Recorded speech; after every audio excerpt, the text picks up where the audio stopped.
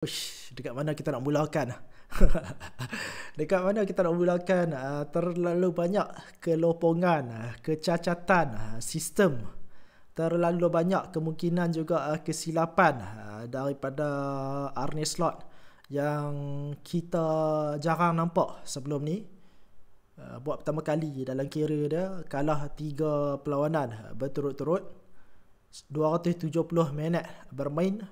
Dan bagi aku ketiga-tiga perlawanan ni mempunyai satu tema yang sama, iaitu Liverpool tiada idea. Daripada sample size 270 minit tu juga kita nampak lah mungkin season ni taklah akan running smoothnya seperti mana yang ramai jangkakan. Daripada 3 perlawanan ini juga apa yang kita nampak, Liverpool tidak mempunyai balance yang baik. Untuk mempunyai aspirasi untuk memenangi Liga, balance akan memainkan peranan yang penting lah.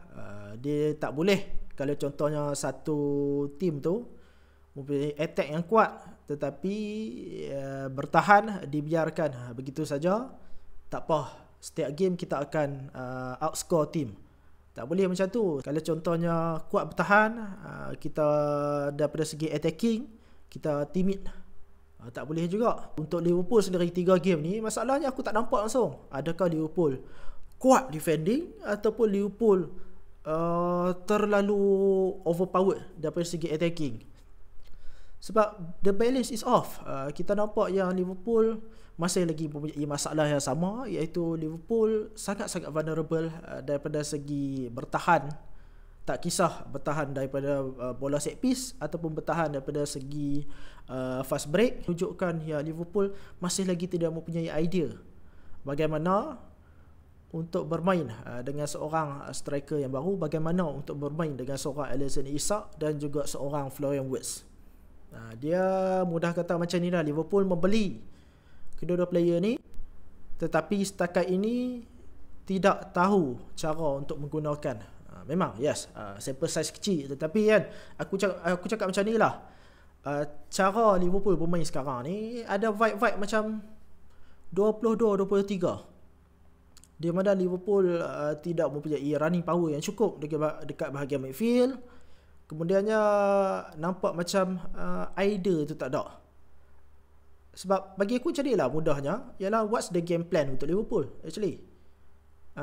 Macam mana nak ada Florian Wirtz dan juga ada Alexander Isak contohnya, tetapi nak optimizekan penggunaan kedua-dua player ni. Macam mana cara untuk letakkan kedua-dua player berharga 230 juta ni di tempat yang betul, di tempat di mana kedua-dua player mampu menggunakan kekuatan yang kita beli daripada Newcastle dan juga Bayer Leverkusen. Dia tak boleh lah persoalan jawapan tu diberikan hanya dengan letakkan mereka atas padang. Tak boleh kan? Bola bukan macam tu. Letaklah dekat mana pun, hang pandai-pandai buat sendiri. Tak boleh. Actual coaching tu diperlukan untuk letakkan player tu dekat mana, bagaimana route untuk sampai untuk bagi bola dekat player tu. Jadi aku tengok, aku rasa kita pecahkanlah video ni kepada 3 bahagian lah. Kepada 3 bahagian. Yang pertama sekali ialah build up. Sebab daripada segi build up pun aku rasa Liverpool mempunyai masalah yang sangat-sangat kritikal. Kita tahu untuk season lepas Liverpool mempunyai Trent Alexander-Arnold, salah satu progressor terbaik sekali di dalam dunia. Walaupun benci macam mana pun orang dekat dia, tetapi hakikatnya that's the truth, that's the bitter truth. Liverpool mempunyai dia. On top of that, Liverpool mempunyai McAllister, salah satu midfield terbaik dunia season lepas, seperti mana yang kita tahu masuk dalam list Ballon d'Or. Kemudiannya Liverpool mempunyai Virgil van Dijk. Jadi 3 player yang mampu menyelesaikan masalah build up Liverpool dengan mampu memberikan long passes daripada bawah dan juga membuat targeted diagonal seperti mana apa yang kita nampak lah untuk musim lepas. Jadi Liverpool boleh mempunyai respectable amount of build up, tapi tak perlu kompleks sangat. Cukup sekadar Liverpool kadang-kala menggunakan Ryan Gravenberch sebagai satu cara untuk melepaskan diri daripada tekanan. Tapi masalah untuk musim ni apabila Liverpool bagi aku hanya mempunyai Virgil van Dijk, kehilangan Trent Alexander-Arnold dan juga Alexis McAllister. Kerkes, sorry to say, Kerkes, Kan, dia punya bahasa badan dia yang sangat-sangat one dimensional sekarang ni pun membuatkan lawan sangat mudah untuk meneka apa yang dia akan buat. Sebab Kerkes, kita tahu, aku sendiri cakap dalam short sebelum ni, apa yang aku cakap ialah Liverpool membeli dia sebagai seorang player yang akan bawa bola ke depan, tidak bermain sebagai extra centre back ataupun third centre back untuk Liverpool, tetapi merauding ke atas seperti mana apa yang dibuat oleh Liverpool dulu untuk Andy Robertson. Tetapi sebaliknya berlaku sekarang ni, Liverpool menggunakan dia seorang extra centre back yang akan menyelesaikan masalah build up kita. Untuk seorang player yang aku boleh katakan sekarang ni mempunyai angle bias yang sangat-sangat besar, sample size sekarang ni dah dekat-dekat 10 game dah, kita tahu yang kaki kanan dia tu boleh dikatakan non-existent, dan dia boleh rely hanya menggunakan kaki kiri. Jadi bila dia gunakan kaki kiri itu pun, kalau hampa perasan dia menghadap ke dalam, yang membuatkan dia tak open up badan dia, dan tak ada penyelesaian masalah yang boleh dibuat apabila angle badan dia tu membuatkan lawan dah boleh meneka. Oh, dia ni dia takkan pas ke lemak, dia akan pas ke dalam. Sebabnya badan dia tu pun dah pun ke dalam, posisi dia tu pun dah dekat dengan Virgil van Dijk, yang membuatkan each time cara paling mudah sekali ialah untuk bagi balik ke dalam. Dia dapat bola, kemudiannya dia tak balikkan badan dia, dia tak posisikan badan dia ke arah luar, tetapi dia bentukkan badan dia tu memang untuk cari passing lane ke dalam. Itu akan membuatkan Liverpool always rely ke dalam, bola tu inside, dan membuatkan Liverpool cramp lah. Liverpool tersekat progress bolanya, dan bola tu tak ke mana-mana. Ada kalanya bola tu akan kena dispossess, dan immediately Liverpool akan dalam bahaya lah. So that's why aku rasa daripada segi build up tu sendiri dah nampak dah cacat celahnya. Dia mudahnya macam ni. What's the game plan here untuk gerakkan bola daripada titik A ke titik C?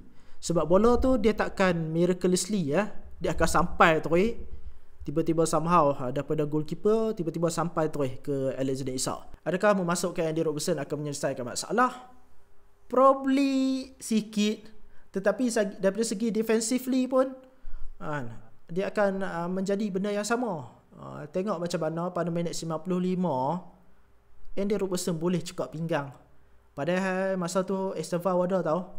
Kamu boleh cekak pinggang, Mat. Minit 95 cekak pinggang, tarik nafas, dengan split second saja Estevao duduk depan dia dan berjaya menjaringkan gol 2 minit sebelum whistle penamat ditiupkan. Jadi aduh, macam mana, terlalu banyak basics is off lah. Ibrahima Konate, Virgil van Dijk. Aku rasa the only one yang paling smooth sekali untuk musim ni ialah Virgil van Dijk lah. Van Dijk setakat berapa perlawanan ni memang sangat-sangat faultless bagi aku display dia. So tak ada komplain langsung daripada aku. Tetapi pairing dia tu Ibrahima Konate, aku rasa selain daripada perlawanan lawan dengan Newcastle juga, dia mess rasanya lawan dengan Arsenal. Selain daripada tu, kemungkinan itu bukanlah true performance dia. Untuk musim lepas pun aku bagi dah pujian dekat dia sebab aku nampak dia improve on that part. Tetapi improvement itu bukanlah like improvement yang gila-gila yang membuatkan dia ni bagilah tekanan macam mana pun dia boleh bagi pass daripada belakang. Kita juga masih lagi terpaksa mengharapkan play-play lain selain daripada dia ni memberikan pass. Jadi kita kira tengok daripada line up lawan dengan Chelsea tu, Mamadashvili tak boleh diharap daripada segi build up. Kerkes tak boleh. Van Dijk the only one. Ibrahim Konate tak boleh. Conor Bradley tak boleh. Jadi 5 player sebagai first progressor hang, dan hang hanya perlu boleh harapkan seorang daripada 5 player hang. Beratlah untuk Liverpool. Yang terakhir di posisi right back lah.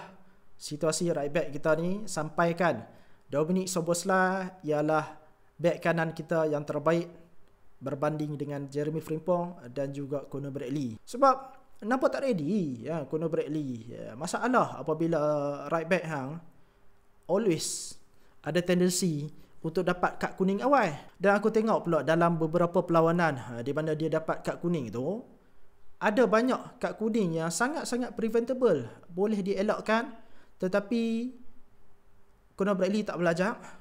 Conor Bradley, ini ialah peluang dia sepatutnya untuk masuk ke dalam satu perlawanan tu dengan fokus untuk dapatkan tempat. Sebab kita tengok yang Arne Slot sendiri, dia masih lagi tak fix on mana-mana player untuk jadi right back utama untuk musim ni. Sepatutnya dia tak suar kaki, dia pergi suar kaki. Sepatutnya dia lebih cerdik, tak tarik baju kawan tu, dia pergi tarik. Tactical foul yang sepatutnya tak perlu digunakan dalam minit-minit awal permainan, dia gunakan. Dan itu akan membuatkan bila dia kena kad kuning awal tu, jadi masalah taktikal lah apabila terpaksa digantikan. Not even masuk minit 70, 80 dia kena gantikan, tetapi dia perlu digantikan seawal minit 45. Masuk saja half time, perlu ditukarkan kepada player lain. Kematangan di dalam permainan tu masih lagi belum ada untuk Conor Bradley. Kematangan dalam cara bermain sedikit kotor, tetapi macam mana tak bagi dapat kad kuning. Dia masih lagi belum belajar lah setakat ni apa yang kita nampak. Dan Conor Bradley probably takkan mempunyai masa depan yang besar di Liverpool andai kata dia tak belajar benda tu dengan cepat. Sebab Liverpool mempunyai standard yang tinggi lah. Tak kisah ni produk keluaran Liverpool ke